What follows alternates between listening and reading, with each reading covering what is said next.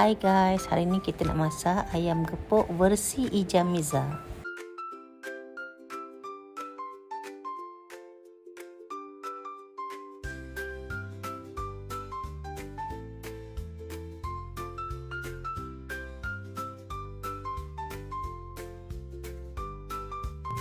Okey, sekarang kita nak blender semua bahan-bahan untuk perap ayam gepuk. Okey, kita blender sekarang. Semua bahan kita dah iris ya. Tadi halia, ini lengkuas, serai, bawang besar,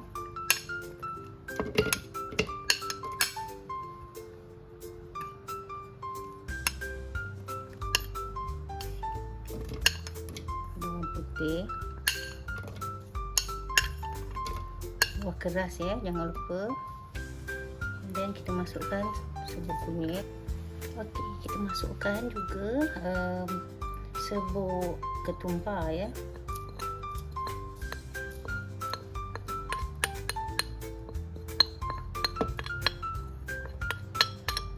Dan juga serbuk bay leaf, ikan air.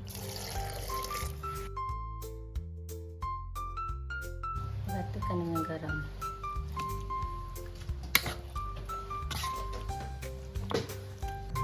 Okey, kita goreng ayam.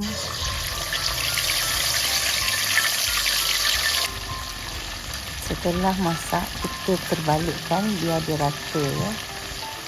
Okey, kita tunggu ayam dah masak dan garing, kita angkat.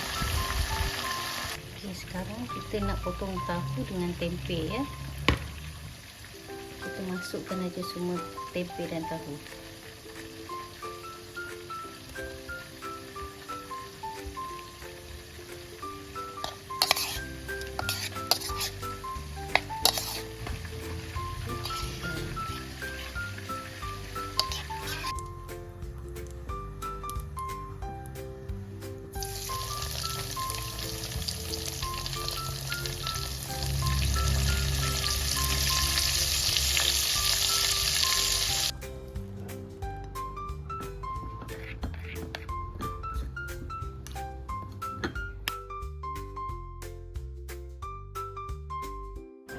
Baiklah, selamat menjamu selera semua.